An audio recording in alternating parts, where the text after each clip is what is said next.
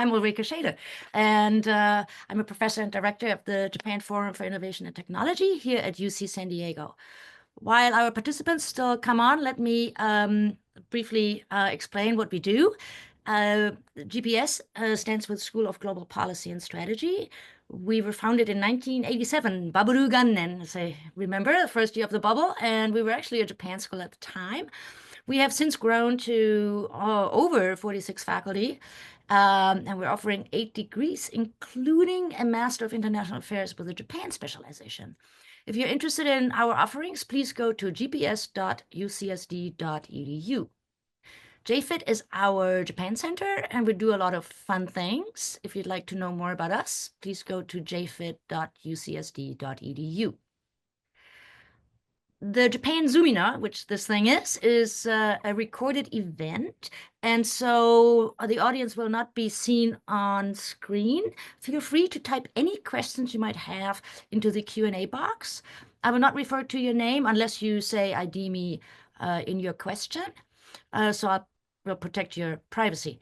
And as a result of the recordings, we have something called the JZ Gallery, which is a library of past events. You can find those recordings if you go to jfit.ucsd.edu/Zoomina. All right, and that's the end of my show and here my slideshow. And Gearoid Reidy is here with me today from Bloomberg Opinion in Tokyo. Good morning. Good morning. Thanks for having me. So let me introduce you real quick before we start our conversation. So Gearoid Reidy is a columnist. I would say the columnist, but that's not right. There are many, but he is the one that always attracts my my eyeball. As a columnist for Bloomberg Opinion, covering Japan and the Koreas. He has lived in Japan for 20 years after growing up in Ireland.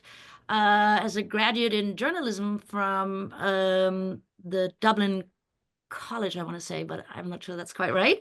Dublin City University. That's right. So as a and somehow as a journalism student, he ended up working for a gaming company in Japan in the formative years, shall we say, and then went back to his initial calling, journalism, and has also previously led Bloomberg's breaking news team in North Asia and was the deputy bureau chief for the Tokyo bureau.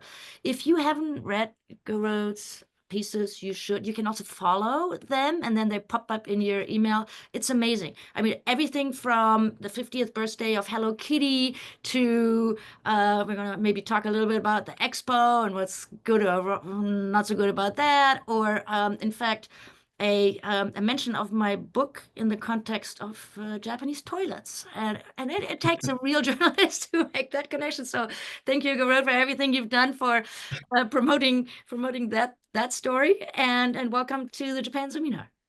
Thanks very much, and yeah, it's a wonderful book, and I think that's how we met. Is I bought your book when I saw it on sale last week, and it's unusual to find someone who has sort of the same thinking about Japan as me. So that's the background to this connection here. Yeah, it's always fun to exchange ideas. So we decided to do this while people can listen. So obviously, we're sort of the elephant in the room, U.S. Japan relations under stress. And so let's start with the flashpoints. You know, what can Tokyo do to accommodate the new demands? I mean, in the old days, Prime Minister Abe was known to be really good at handling sort of the first Trump administration, and Japan actually did, escaped unscathed, or whatever the right wording is. But what's the situation now? What's the mood in Tokyo, and what are the concerns? So give us an update there. Yeah, that's exactly right. I think, in the first Trump administration, I think many people in many parts of the world, there's now something of a sort of rose-tinted glasses look at the first Trump administration, which in some cases isn't necessarily true.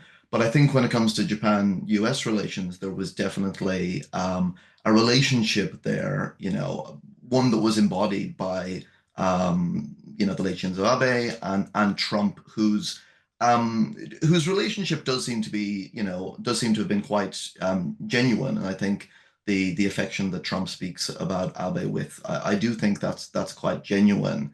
There were flashpoints, there was talks about tariffs, there was tariffs on steel, but they seem very minor compared to what we have now, which is, a huge threat. And obviously, this is not just something facing Japan, but it is a particular issue for Japan, given the size of its trade surplus with the U.S., which is something that President Trump has really dialed in on in his so-called reciprocal tariffs. There's also the auto tariffs that are in place, and obviously most of Japan's trade surplus with the U.S. is it's almost all autos basically. So you can boil it down to this one issue.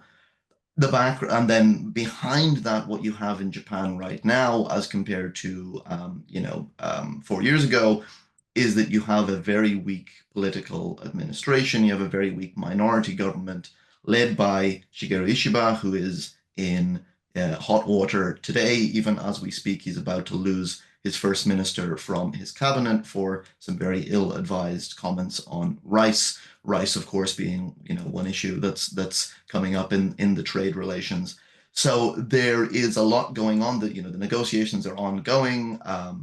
Ishiba's lead negotiator for the trade talks, Ryosei Akazawa, is reported to be going to the US for another round of talks this Friday, but there hasn't so far been much progress, and that is obviously leading to a lot of hand-wringing, here in Tokyo.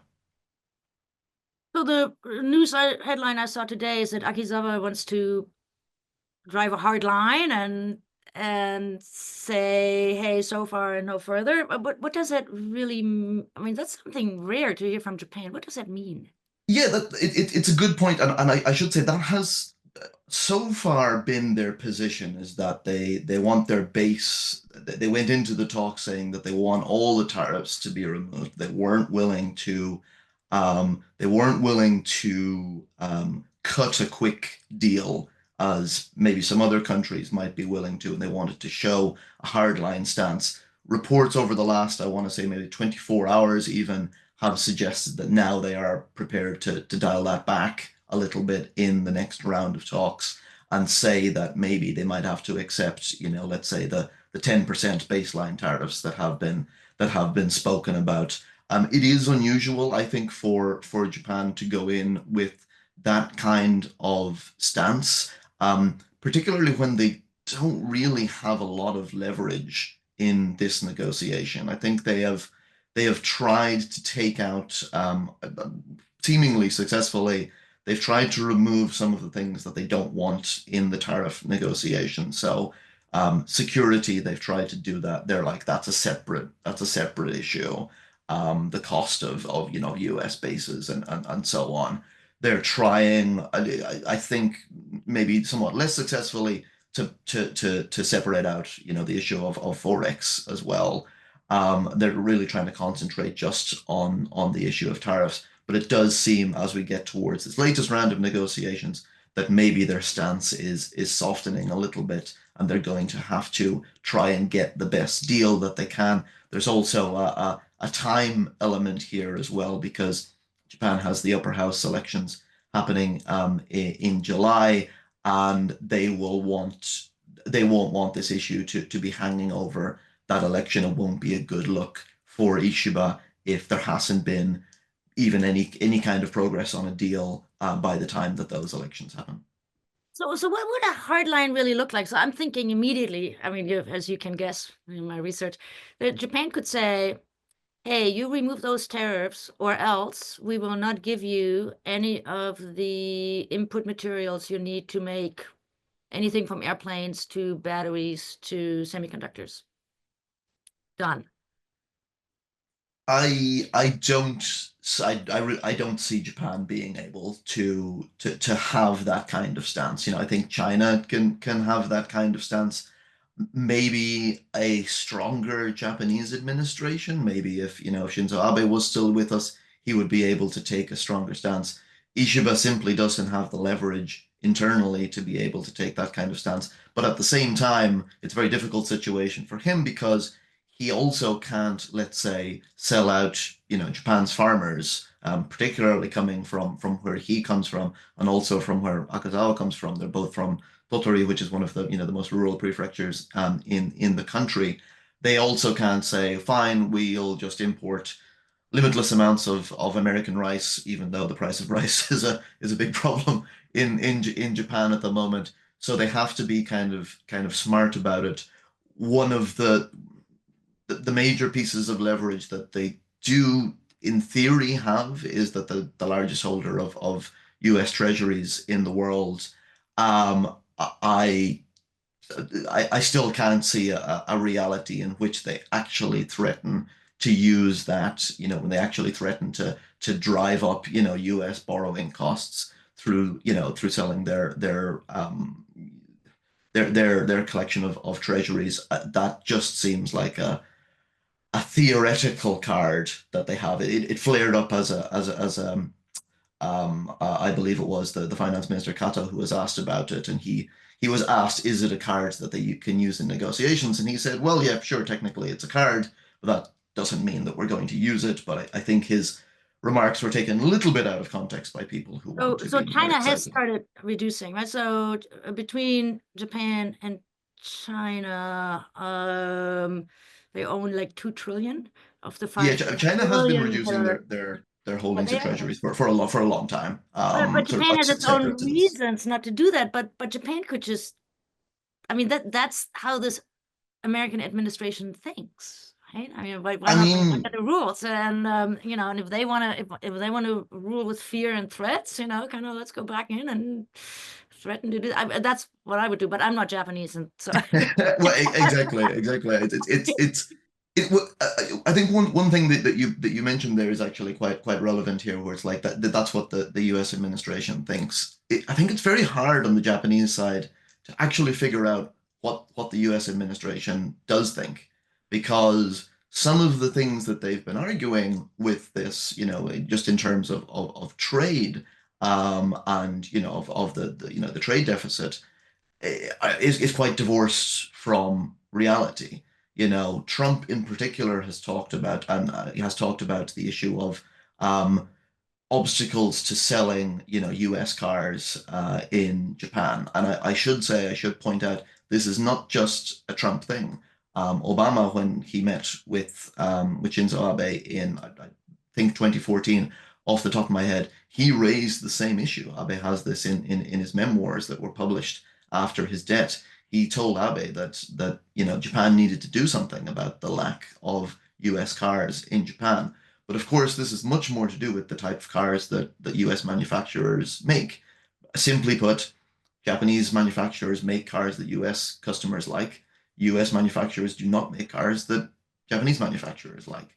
What can the government do to change that situation? That is not something that a government can necessarily do. There was a very good figure published in the Nikkei a couple of days ago that said, um, if Japan wanted to solve this, they would need to import so many cars from the US that I think it was 1 in 4 of every car sold in Japan would have to be American. I happened to be in America a couple of weeks ago, and just looking at the type of cars that you saw there, there's just no way that these cars are going to sell in Japan, and to a certain extent, maybe the Japanese market is A, not big enough, and B, is too competitive for US firms to really work there.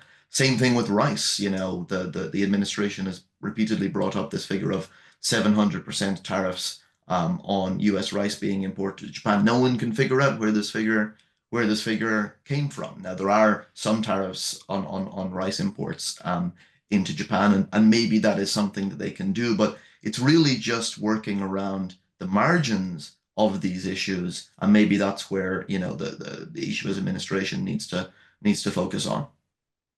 so I seem to remember that 700% number from 1988.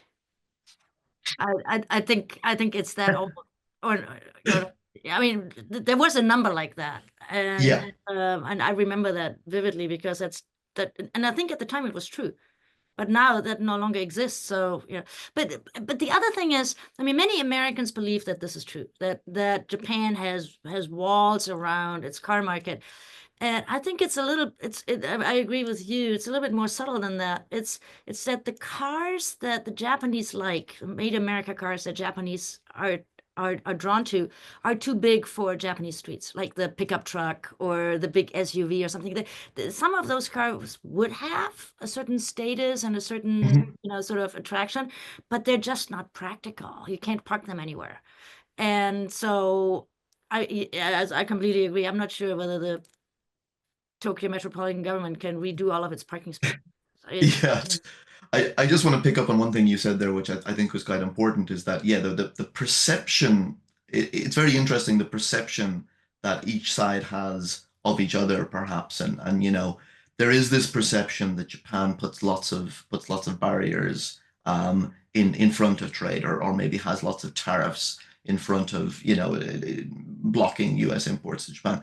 And there's certainly a time that was true, but that time is 50 years ago.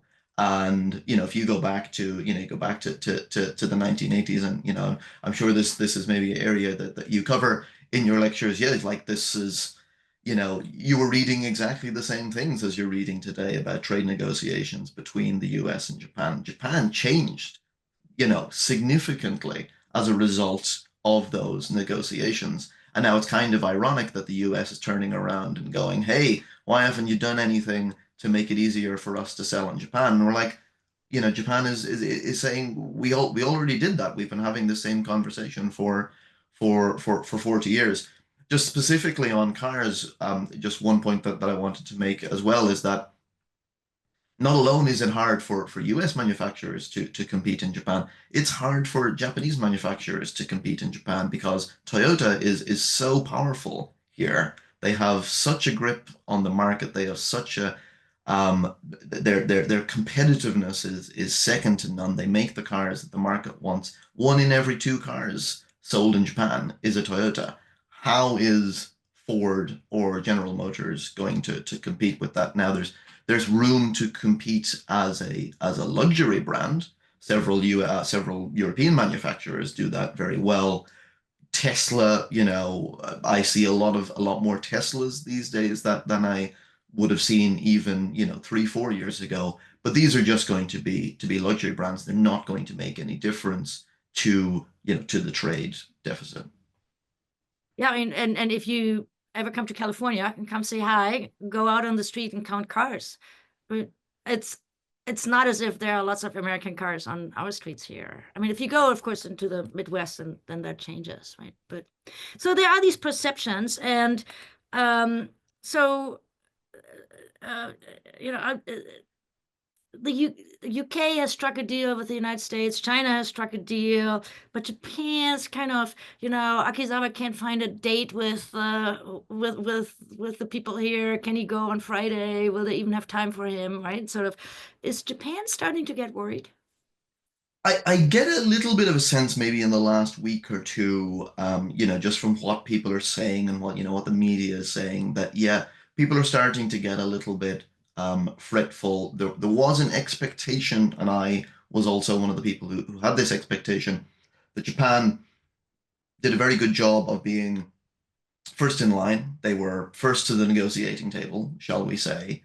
I think there was an expectation that, being such a close ally of the US, that, they'd be quickly able to wrap something up. And maybe not, obviously, actually negotiating the deals takes, the minutiae of the deals takes a long time, but they'd be quickly able to wrap up some sort of memorandum of understanding and say, we've agreed to focus on these two areas, and while we're doing the detailed talks, all tariffs are off. That hasn't happened, and obviously, and we have seen, the UK get their, agreement with the US. We have seen China essentially, it depends on your interpretation of that, but one interpretation would be to say that, that they forced the Trump administration to blink first.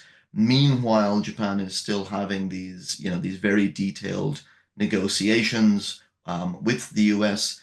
Japan was blindsided in the first round of negotiations when President Trump himself personally turned up to take part. The Japanese side reportedly were not aware that that was something that was going to happen, and subsequently, the protocol, as you know, in these meetings is that they're meant to take place among peers. So if Japan sends a minister level, then the U.S. sends the Treasury Secretary or someone like that. Um, if it's more junior people, then it's junior people from the other side. And if the president shows up, then the prime minister is meant to be there. And that sort of got things off to a sort of uncertain footing. And again, the background to all of this is that the hand that Ishiba has to play is not very strong. Frankly, we don't know if he will be the prime minister in a couple of months. We initially had, we had his trip to Washington in January, which seems like a long time ago now because that went very successfully, and everyone was like, "Oh, okay, maybe he can get along fine with the new administration." But frankly, we don't know if he's going to be there past the elections in July. So I think people are starting to get a little bit worried about that. And then the longer this drags on without a conclusion, the harder it is for companies to make investment decisions, to make capex decisions, to decide what they should do in response. I want to go to the companies next, but we have actually the audiences, the questions are coming trickling in, and Rick reminds us that there was a Mainichi survey, Anketo or something, where 62% of people said that Japan should stick to its positions. And so if insofar that's 62%, that's a majority. So if I'm Ishiba, I read this, would I not then therefore be sort of incentivized to play hardball? Or I mean, so what are the dynamics there? What if the public doesn't want to, you know, give in, why Mhm. would the politicians still want to I talk? mean, I think that the public they want to see, they certainly don't want to see Japan roll over and just accept whatever the US says. So and I think Japan said this very early on, and I think this is the only conclusion that they can accept. You want to have a deal that looks like it's win-win for both sides. And there are areas where that can be achieved. Japan can import more energy, can import more LNG from the US. That project that is being discussed in Alaska. Um, Japan could buy a lot more, military equipment. It could be buying, jet fighters, that kind of thing from the US. Yeah, Those but are things they're now 10% less good, right? Isn't that? exactly. Yeah. Yeah. So so For the so it's audience who didn't follow this, President Trump announced that we should be careful, even with our best allies, and so therefore, the United States should sell to Japan fighter jets that are 10% less something. I mean that is something that the US, so you don't want, obviously you don't want your fighter jets that you export to have all the capabilities of the ones that you keep for themselves. So that's not, he's simplifying it there, but that is, there's a lot of truth to that.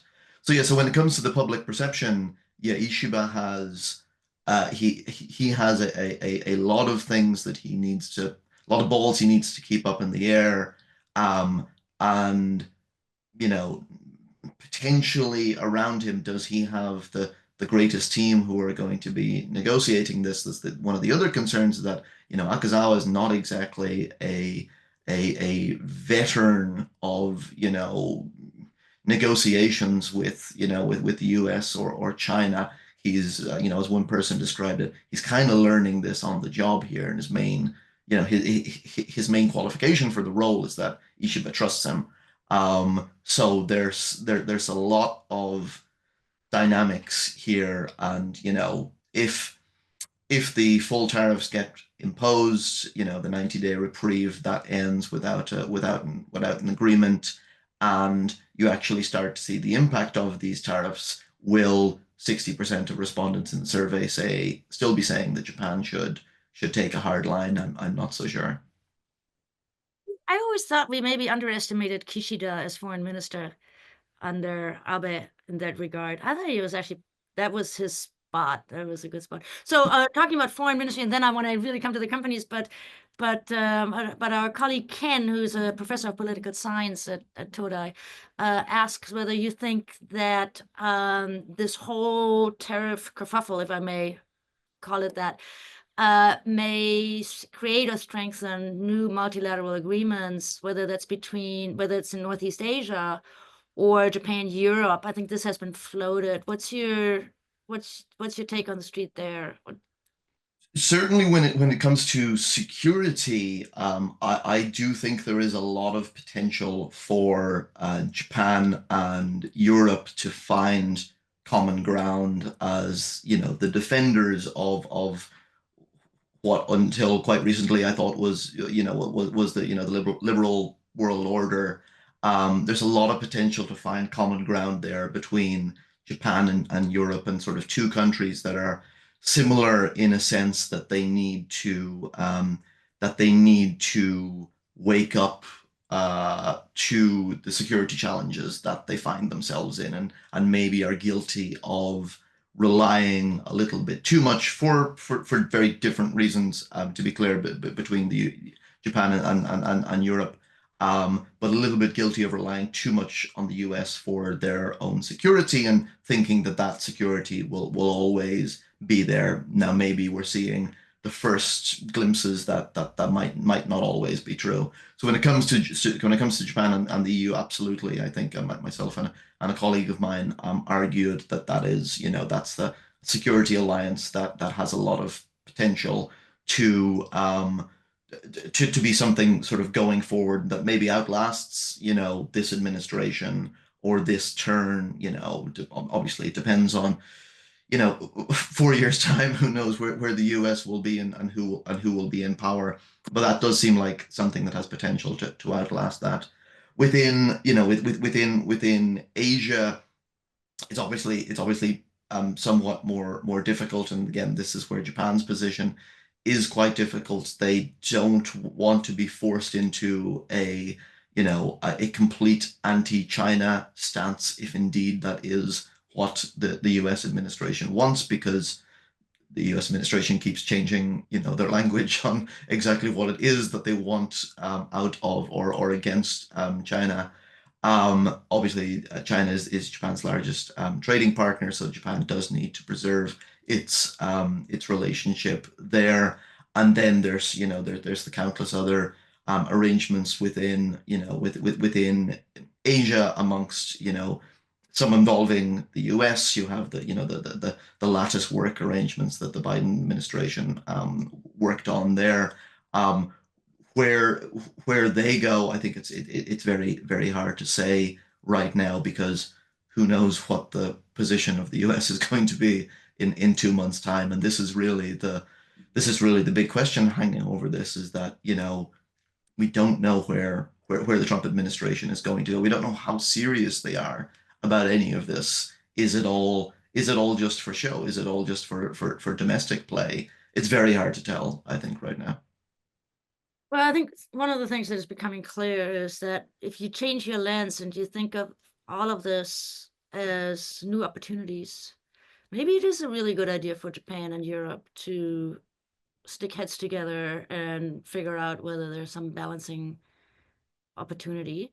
But I mean, the two of us have discussed this. I actually see a scenario whereby the business side of Japan, not the politics, but the business side of Japan suddenly says, you know what, this America thing is getting too uncertain, whereas China is really predictable. Whether we necessarily like to do a lot of business there or not is a different question. Some of us do, some of us don't, but we know we can sell into the Chinese market, and it's big. And so how are businesses reacting? I mean, is there a possibility that this actually would shift Japan over to closer to China or Asia, and Indo-Pacific, and so forget the United States. We're done with that. We don't want to deal with this. I look at it as that, over the last, I want to say maybe 15, 20 years, Japanese companies have pursued a policy of sort of like diversification. They don't want to be too dependent on any one market. And maybe the US has been an exception to that. The background to that is that Japan, much earlier than, than a lot of the US companies made the same mistake, but Japan went in quite early to China, found that they were too dependent. They signed up to agreements that were forced technology transfer, joint ventures in which a lot of their industry got crushed by the competition that they had helped make within China. A great example of this is China's bullet train system, which essentially Japan, not just Japan, but also European manufacturers taught China how to make in the expectation that they were going to get the orders going forward. And then basically one day China turned around and said, sorry, we can make it ourselves now. So we don't need you. And what's more, we're going to go and sell it to other countries, which was an export market that Japan had also looked at.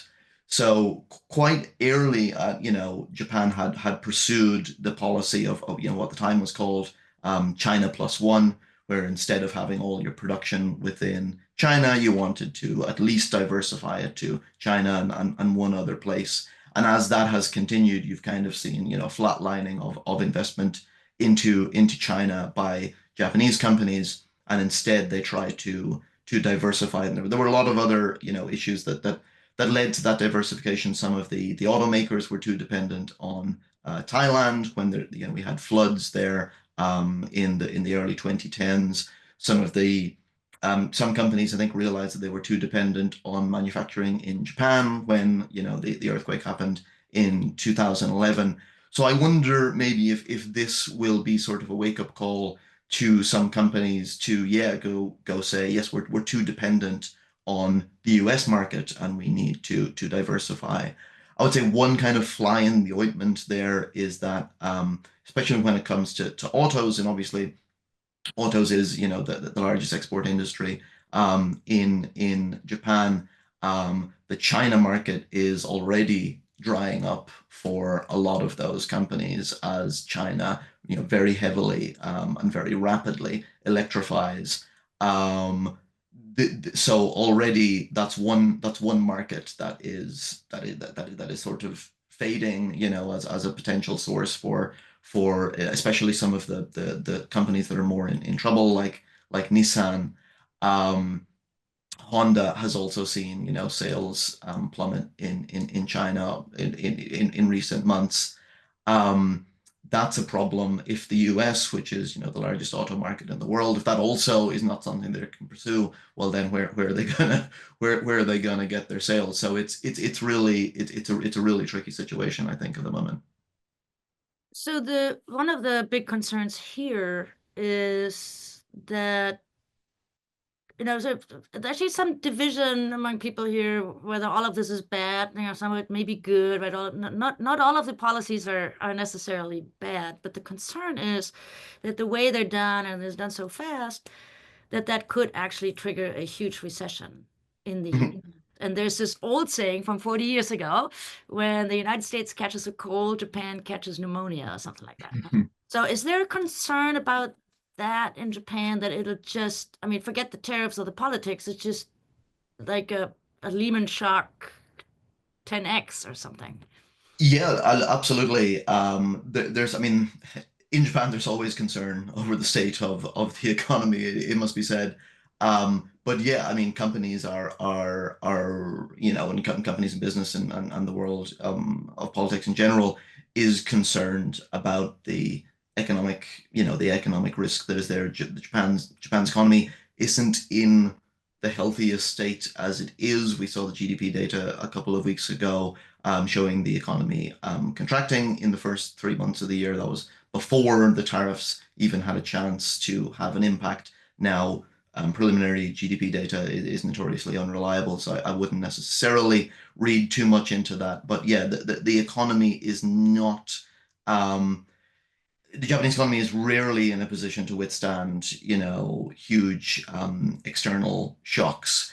And I think the concerns, at least in the market, have dried up a little bit compared to maybe a month ago about the possibility of a major recession as it became clear that maybe the Trump administration would blink first rather than allow this policy to have a huge impact on the actual economy. But it's certainly a concern that's lying over yeah, the world of business in general. And yet today, I think here today, I don't know whether it was yesterday in Tokyo. Here today, you have a piece, an opinion piece in Bloomberg Opinion on Kimon, the Kimon Gate uh, on raising the consumption tax and Well, lowering the consumption tax, or really. lowering, changing the consumption Yes. tax. Popping up, it's like a whack-a-mole. Every time you turn another way, there's a consumption tax argument again. So, Yes. so the why would this come up again at this particular time? And is this an idea to just deflect or to distract the population away from the tariffs or something, or is it just a political stance because the elections are coming up, or what to, fill us in. Yeah, it's a combination of factors, and yeah, that was the piece that I wrote today. If you want to go find it. So a lot of politicians, particularly among the opposition, are talking about reducing the sales tax as a sort of stimulatory measure. The background to this is public discontent with inflation, particularly food inflation. Japan's headline figure for inflation is not particularly high. It has never been particularly high, even when the US was dealing with, 9, 10% inflation a little while ago. It has not gotten above 3, 4% in Japan. And the irony here, of course, is that Japan has spent a long time trying to stoke inflation because of the dangers of deflation. But as with everything in Japan, people quickly forget about what was the previous problem, and now we have new problem. And I don't mean to downplay this problem because food inflation is a serious issue, and it is one that sort of disproportionately impacts lower income households, particularly the current issue of the surging price of rice. We can get on to the agriculture minister in a moment there, perhaps. But the reason that the sales tax has come up is because a lot of opposition politicians have long called for reducing the sales tax. It has always been extremely unpopular, and it has always been a sort of something that people can turn to suggest what are we going to do to make people's lives a little bit better? Well, we can cut the sales tax. Everyone hates it to begin with. I think one of the reasons that's being talked about right now is due to reports a couple of months ago that it was being considered by the government and by the ruling party as something that they might look at ahead of the upper house election. The Kishida administration did a lot of work that was basically sort of reducing people's bills. They worked to cut electricity bills and gas bills and stuff like that. Um, the Ishiba administration hasn't really had something along those same lines. Now the reports then subsequently came out, and the figures, the politicians came out, and Ishiba himself came out and said, no, we're not doing the sales tax. But because the position of the Ishiba government is so weak, that actually gives more of a window for opposition politicians and indeed Ishiba's own rivals within the LDP. Sanae Takaichi came out and said that she supports reducing the tax on food to zero as a temporary measure. And she was, the rival that Ishiba defeated last year to become prime minister. She is now topping the polls as the person that people think is most suitable to be the next prime minister. Um, and so we're heading into this upper house election with once again this sales tax argument, being had at a moment when, quite frankly, Japan needs going forward, Japan needs more tax revenue, not less tax revenue. There is a whole, it is a whole plan to double defense spending to 2% of GDP without yet having confirmed where the funds for that are going to come from. Obviously, aging society, it's social security, healthcare, all of those things are only going to increase. So I was arguing today is like, please, let's not have this debate again. Can we have some other debate about some other policy measures, about some other taxes, about some other measures that we can use to improve people's lifestyles? Let's not spend another 10 years talking about the sales tax. As you show, your data show, it's actually quite a big part of the tax revenue. And then once it goes down, it'll never come back up, or we have to talk about this again over the next Exactly. 10 years. And Exactly. it I sounds find those arguments about temporary cuts to be just incredibly disingenuous because who is going to be the politician who has the leeway to raise taxes? When is Japan's economy going to be in this mythical, recovery phase where they're able to raise taxes again? It's a fantasy. so how are business, I mean, this from, as a business scholar, I start my strategy class 101 with the one thing that is the worst thing that can happen to a business person is uncertainty. Risk is fine. We know what to do about it. Kind of down is okay if we know that it's going down. Up is great. What we can't deal with is uncertainty. So the uncertainty here, is like everywhere, including domestic politics and taxes and demand and so how are Japanese companies doing? We just had earnings season in Tokyo. What were the CEOs singing? I mean, what are they what are they telling us? Should we worry? Should we not worry? Why should we not worry? Basically, just exactly as you described it there. It's the uncertainty that's the real problem. If they knew what the policies were, Japanese companies are quite good coming up with, with solutions, coming up with, if you need to diversify your manufacturing from place X to place Y, they're pretty good at that. But right now, it's impossible to make decisions on, what you should do. So I really think that what we saw from the earnings season, we saw um, impact, of Sony is saying that there's going to be 100 billion yen impact, on their profit from the tariffs. They're talking about, do we have to raise the price of things like the PlayStation 5? They even suggested they might move some manufacturing of the PlayStation 5 to the US. That seems like it would be very expensive for them, but maybe that's the situation that they might find themselves in. At the same time, should you move manufacturing out of China? If you asked them 5 weeks ago, yeah, probably that was probably what you needed to do. But then all of a sudden, China and the US reach this reprieve on tariffs, and then maybe you don't need to do that. Same with the auto manufacturers. Toyota is saying that they're going to lose, I think, is $1.2 billion just in the first 2 months. So they basically threw their hands up and said, we don't really know what things look like beyond the first 2 months of this year, but this is the impact that we think it's going to be. Um, Nissan did not give a forecast. Nissan, they have their own problems that are quite separate to tariffs, quite frankly.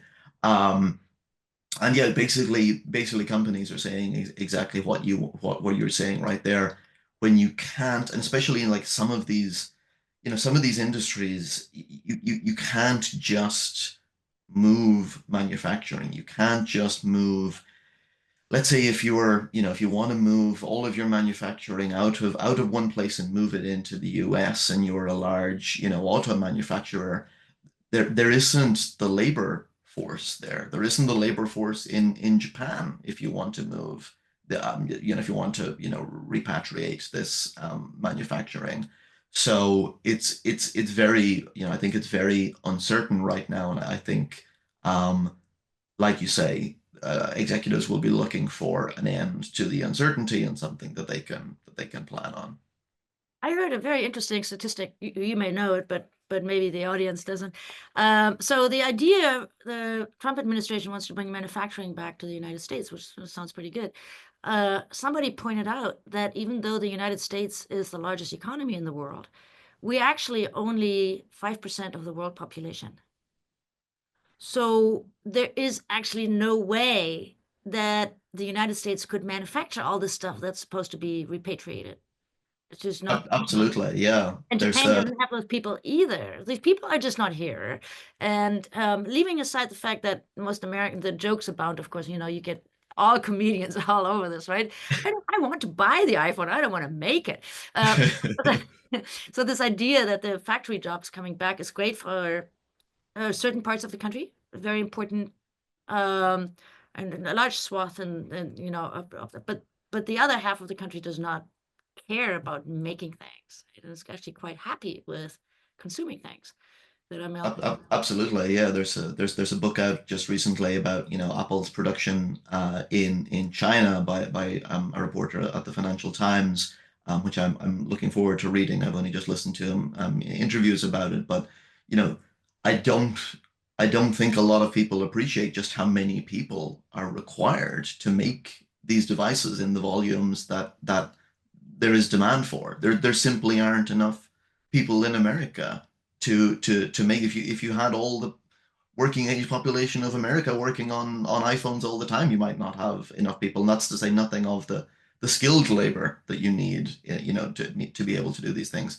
So you could have a strategy where you do this over, you know, if they're obviously this is a fantasy world, but if you had some sort of, bipartisan agreement in the US about bringing manufacturing back and, to the US over a number of years, you could do it. But the other part of it is, a lot of companies are going to be looking at the US and being like, well, the US population has changed their mind every 4 years for the last, considerable amount of time. We'll just ride this out now and then see what the next administration that comes in has to say, because any major capex decision, any plant that we decide to build now, it has to be thought of in the context of that, right? So you'll do the things that you can do that make sense to do, but I don't think a lot of places seriously think that, this idea that we're going to bring back all kinds of, all kinds of manufacturing to the US is actually sustainable or is going to outlast necessarily this administration, or even, who knows what happens after the midterms. So underlying all of this is the exchange rate. And it's popping up here and there, right? So we have the export strategies, we have the consumption tax, we have inflation. Our colleague Michael asks, how does the yen dollar obsession, the usual, he says, a yen dollar obsession work in this environment, undermining the U.S. tariffs, which would help Japanese exporters possibly is possible by weakening the yen, which it could be do, but it comes with the cost of higher food and higher import, and so what is the Bank of Japan? I was he once again between a rock and a hard place, but what are they doing? What's the situation there? Yeah, first of all, I completely agree with the question there in terms of the perennial obsession with Japan. I don't know of any country that obsesses so much over what the rate is, as Japan does. Now, having said that, the extremely weak yen has been an issue domestically, particularly in, as you say, pushing up inflation, just going back to kind of what we're talking about, kind of food inflation and that kind of thing that really harms consumers and is not the kind of the good inflation that the Bank of Japan wants to stoke. When it comes to the Bank of Japan, yeah, they in my view, so the background to this, just for people who might not know, is that the current administration of the Bank of Japan under Governor Ueda, who I believe you know, has been trying to get out of the decade plus of substantial monetary easing, trying to quote unquote normalize um, Japanese monetary policy. They are desperately hoping that the wage data um, allows them to have this window of raising rates to something that would be something closer to the neutral rate that would be, neither stimulative or tightening of the economy.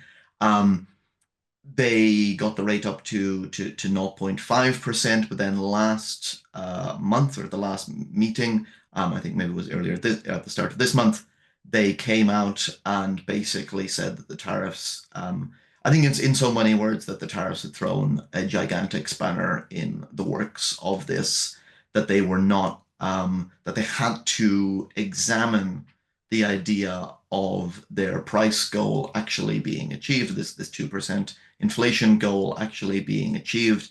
And indeed, their own forecasts showed that going forward 3 years, that they did not expect to continue to meet the 2% inflation goal because of the uncertainty over the economy. Some of this will come down to what we see in the wage data next year. I personally am of the view that Japanese companies have, over the past couple of years, have given very good um, wage hikes as a way to make up for inflation, and because there was not necessarily any reason to not do. I think the current situation, if it continues into next year, is going to make Japanese companies very cautious. And the first thing that Japanese companies do when they are cautious is they stop spending money. And workers are obviously a very large source of costs in that front. When it comes to the yen, specifically, obviously, the Bank of Japan will deny that strengthening the yen is a policy of theirs. That the yen and monetary policy are kind of two separate things. Um, I One thing that kind of goes across this entire negotiation between the US and Japan, and if they do talk about it, if they don't talk about it, the both the US and Japan, I think, would be happier for the yen to be a little bit stronger. Um, I don't quite know how they get there, and I think Japan wants to be very careful about signing on to anything, that would agree to that. I personally think that Japan would be just fine if the yen went back to 130 or 120, and that would certainly show, or would show the US that, hey, it's not as weak as it was before.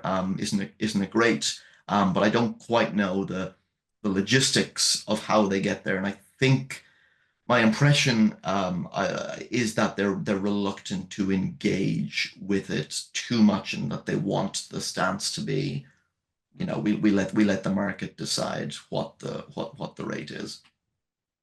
Yeah, I just had opportunity to look at Japan's trade deficit for last year, and it's huge.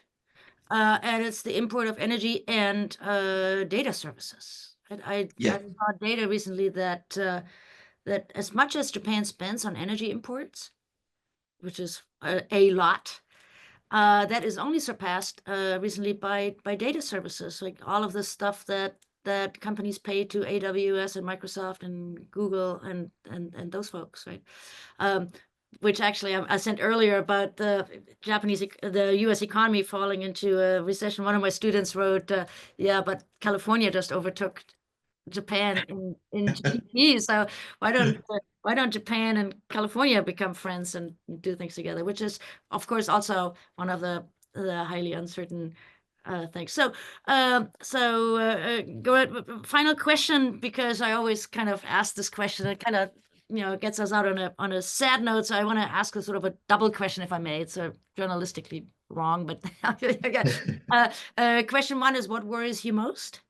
so what, and whether that's about Trump and tariffs or the Japanese economy or something, and what gives you the most hope? And I want to end on the hope thing so that we don't all go home. Is Japan really as bad as everybody says? What is the silver lining? Is there a silver lining in any of this that you can see? Uh, in terms of what worries me most, and I hesitate to even talk about this lest I speak it into the world. I spend a lot of my time worrying about the risk of natural disaster, which is not something I think we focus a lot on things that we can control, like tariffs, but there are things that we cannot control, like the Nankai Trough, earthquake, and however much of a hit to the economy you think the tariffs might be. A large earthquake in Japan just completely blows any of that out of the water and could be devastating, perhaps terminal to the Japanese economy as we know it. And it's one of those things where the risk of it happening. It could happen tomorrow. It might not happen for 100 years. It might never happen. Well, that's probably not true. It probably will happen at some point.